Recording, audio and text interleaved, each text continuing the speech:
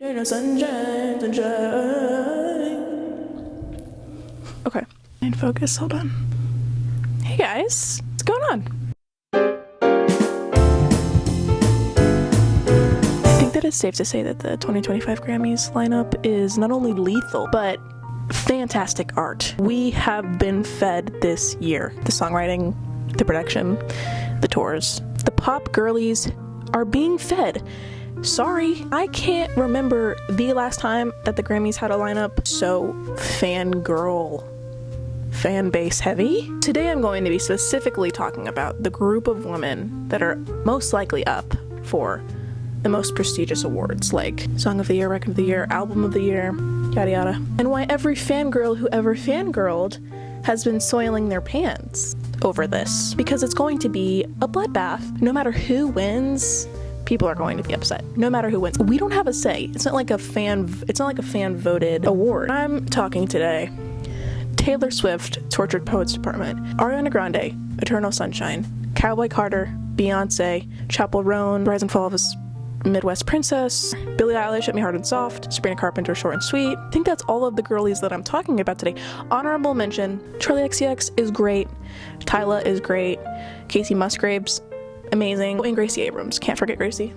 I am just specifically talking about the pop girlies who are just exceeding not only the charts, but every scope of the internet in every capacity. This year's highest grossing albums are woman dominated, which is amazing and inspiring and incredible, but it means that their fans will have their panties in a twist if their favorite artist does not win. I'm not speaking for everybody, obviously. I'm not speaking for everybody, but if you are a fan girl, a fan girl, you know where you ride, okay? If it doesn't end up being your girl, you may go to the internet to troll. It's just inevitable. It's going to happen no matter who wins. A few things I want to point out about the Academy before we jump in, aka the people who vote for the Grammy winners, specifically how they choose who they vote for. There's going to be bias either way.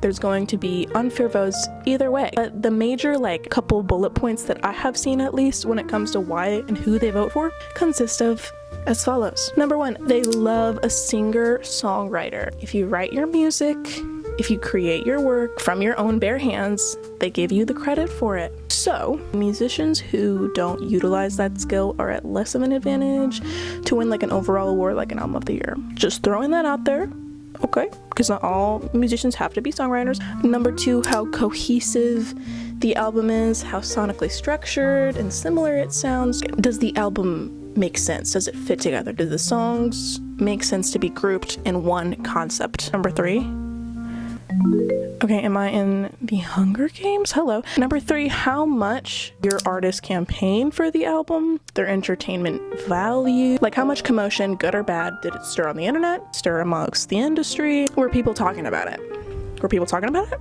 Or was it a flop? That's truly what that means. So relevance, charts, records, tours, yada yada, all that good stuff. Now this is where things get a little controversial because these are the current stakes. Famous case of Beyonce being the most Grammy awarded artist and never receiving Album of the Year, which is kind of crazy to even utter out of my mouth, but it may finally come into fruition this year because we have an amazing album. Ariana has been not very present with her little mini hiatus that she did with filming Wicked. She took a break from music, not just because of it, but that was a big part of it. Her last Grammy was pop collaboration Rain on Me with Miss Gaga herself. So it's been a hot minute. Billie is an Academy favorite. Little Miss, I won 2 Oscars for my music being in Oscar-nominated films.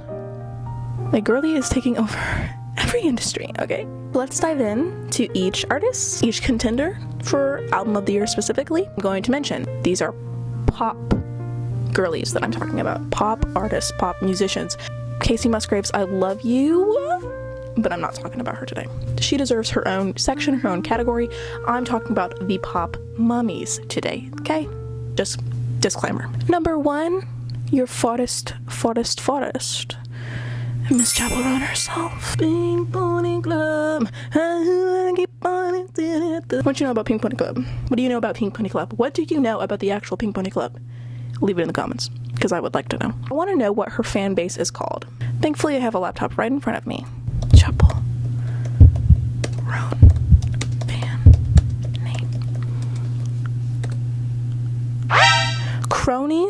What the? Calls us pop stars? What?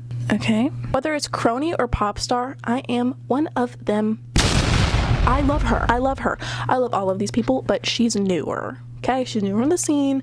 I haven't really listened to her, played her music before she got kind of bigger, which is fine. I think she's fantastic and she's hilarious. Chapel is the definition of a pop star phenomenon. She can perform, she can dance, she can sing, she has vocal range, got like all of the things. It's like the Britney formula. I feel like with with her costumes and her big like persona, she very much gives like Lady Gaga, Katy Perry's global like insurgents. They're insurgents of stardom.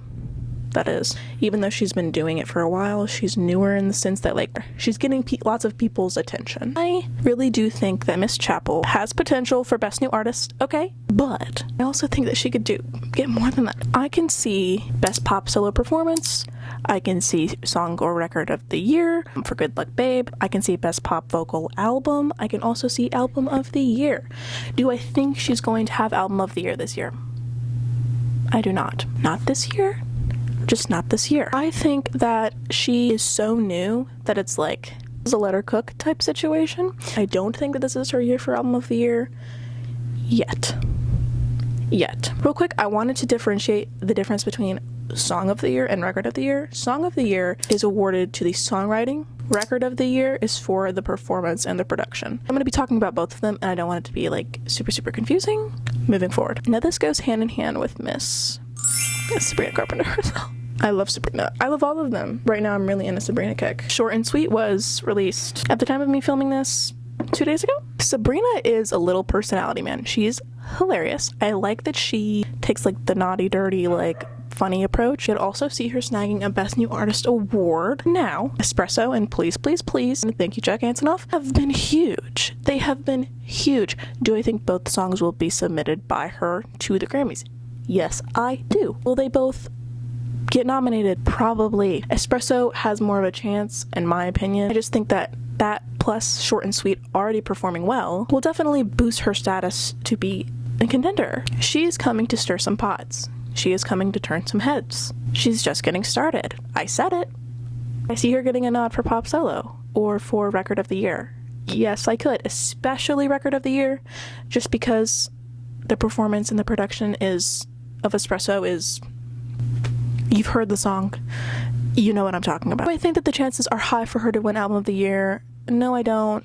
Not knowing that Beyonce, Taylor, Billie, who are seasoned, are going to be present. That doesn't dismiss her work at all. It's just a matter of who are you, how long have you been here, and what can you do when it comes to who ends up taking those awards home. In my opinion, Sabrina's chances are going to sit with Pop Solo Performance, Song of the Year, and Record of the Year, Espresso. Definitely a nomination for Best Vocal Album for Short and Sweet. I don't think it'll get Album of the Year win. Maybe a nomination. Throwing it out there. And also maybe, because people don't like to remember this category, Remixed Recording of the Year. Espresso and what's his name? Mark Ronson. Why not? Why would it not win? I could see it happening. I'm going to put it out there that she's going to get a nomination for remix recording. Oh, and Best New Artist, if I didn't already say that, which I think that I did already say Best New Artist, but I'm going to say it again because she's definitely getting a nomination. Going to be neck and neck with Chapel.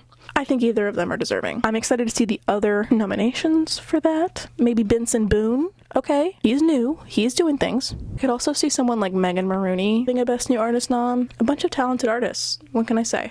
Number 3, Ari, baby. Miss Grande and her Eternal Sunshine. Ari did not come to play. Ari did not come to play. Personally, this is my favorite Ariana album. I do know that Sweetener exists. I do know that Positions exists. Eternal Sunshine is personally my Eternal Sunshine. See what I did there? Supernatural, is that the best Ariana Grande song that I've ever heard? Maybe. Okay. I think a lot of people also have been waiting for Ari to give us something after it's been so long, and Positions was very much like, she's that R&B girl. I think also a part of us were like, we miss Pop Ari. And she gave us Pop Ari. Now I know that this is like technically R&B too, but for the sake of this and for the sound of that album, I'm going to include her as a pop girly. We Can't Be Friends obviously popped off, okay? And I think that that is her highest chance of winning an award. That song, that music video, Best Pop Solo Performance, Record of the Year, Song of the Year, Music Video of the Year, all super promising. I think Yes and could and should get a nomination for Best Dance Pop Recording. It's a bop. And then also Album of the Year. For sure we'll get a nomination. Do I think it will win? No. It's hard because I do think all of these artists are so deserving of their flowers in each and every way, and that's why it's going to be such a bloodbath, because it's so divisive, because everybody loves everybody. Not everybody loves everybody, that's a lie. A lot of people love a lot of people. A lot of these women are some of my favorite artists ever. It's definitely one of those things where it's like, I'm going to think everyone's deserving. Not everyone's going to get the award, though. Now, number 4, probably the most controversial of the lineup, Miss Taylor Swift. Yes, Taylor Swift is the artist of my life. Yes, I think The Tortured Poets Department is some of her best work yet. Yes, I think she is deserving of something to accredit her skill. But do I think that Album of the Year is hers this year? No, I don't. I'm not ignorant. I know that 2023 was her year. Midnight's broke record after record, plus the worldwide sensation of the tour, plus the music videos that were music videoing. I'm fully aware that the Tortured Poets Department also destroyed all those records. I also think that Tortured Poets is a better album than Midnight's. But for the sake of the Grammys, I do think that it's just not her year this year. I think that her winning twice, or like back to back, would hurt her more than it would help her. I think it would also prove maybe that the Grammys were rigged. I will say though, I think the songwriter of our generation deserves the Songwriter Award, personally. But that's just me. It's time to wake that tea up, okay? Wake the tea up. If you don't like Taylor Swift, that's fine. I don't care. The songwriting abilities of this woman, unparalleled, okay? Songwriting. You don't like her voice, okay? Cool. I'm talking about her pen, okay? Her lethal pen. The words that she writes. Jack Antonoff, what you have done for the pop girlies is monumental, truly. If there's anything that I think Taylor Swift should go home with this year, more deserving of Album of the Year, is Song of the Year, okay? Let the songwriter get the songwriting award. My opinion. Sorry. Moving on. I think the category she's rocking with, Pop Duo with Post for Fortnite. Song of the Year, Fortnite. Best Pop Vocal Album of the Year, and then Album of the Year. And I don't want to forget Music Film for the documentary for the Eras Tour. That one was super, super big. I do think that she will go home with that one just because of how much of a phenomenon it was. People going to the theaters in full tour attire, it being a truly cultural and societal bonding experience. I went and I was interviewed actually by somebody doing like a report or a essay for school on the Eras Tour. Moving forward, Miss Queen Bee herself. One of the greatest to ever do it, might I add.